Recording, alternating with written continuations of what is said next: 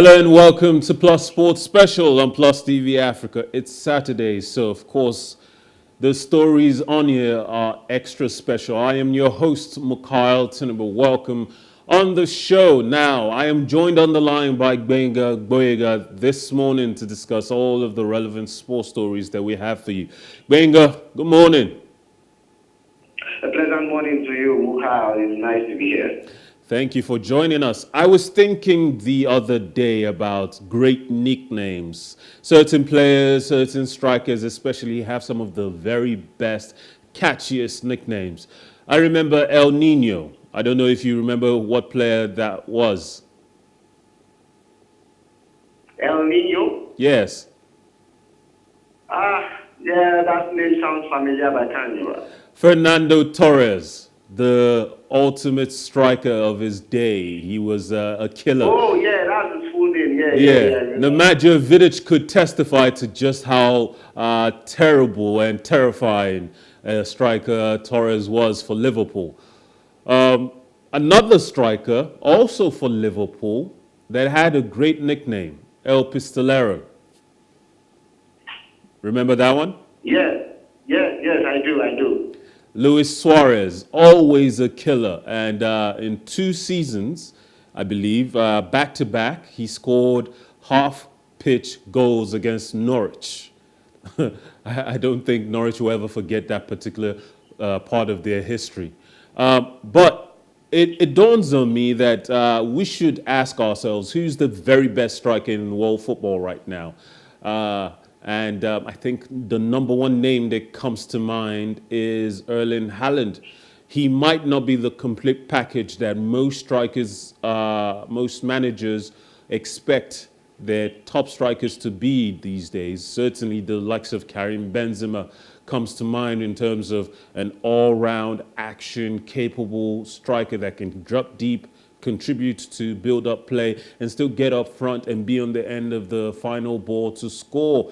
But Erling Haaland, while he doesn't have the complete abilities yet of the modern day striker, his lethality in front of the goal is certainly scary for his age. He's already a Champions League winner, has won the Premier League, and he's playing in a team that's going to provide so many assists for years to come. That's if he decides to stay as long as 5 to 10 years, if he decides Man City is his final, ultimate destination, or maybe not the ultimate destination or the final destination, but certainly a place where he will spend the bulk of his career. So what nickname would we give Erling Haaland? I know these names usually come from back home where the strikers come from, probably childhood names they got on the training pitch in academies and things. Sometimes it's the fans that give it to them.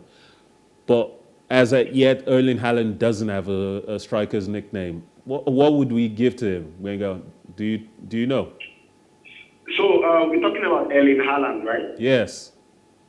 So if I'm going to give him a nickname, it has to embody his playing pattern, the way he scores, the way he positions himself, his style, his height, matchup. You know, he's young, but he reminds me of Ibrahimovic when Ibrahimovic was in his prime. The way Ibrahimovic carries himself on the field and how he scores. So I don't think Ibrahimovic had that generic nickname, but I would give Erling Haaland 007.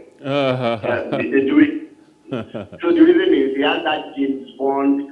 You know how you watch a James Bond movie, and he doesn't have finesse to the way he acts, right? We watch a lot of action movies, but he comes from the aspect of the ladies' man with the finesse, with all the gadgets in the world to get the job done. And if you look at Erling Haaland, he had finesse to also getting the job done for Man City and also for Norway. So probably 007 or the Bond man is good for him. I'm not really good at nicknames anyway, but he's certainly an unstoppable force. He's proven that this season. A lot of people thought he wouldn't score as much as 15 goals in his first season in the Premier League. I think those people underestimated the quality of assists he would receive at Man City. They also underestimated the fact that Man City typically, before he came, did not rely on crossing into strikers to head the ball into the net because they didn't have particularly big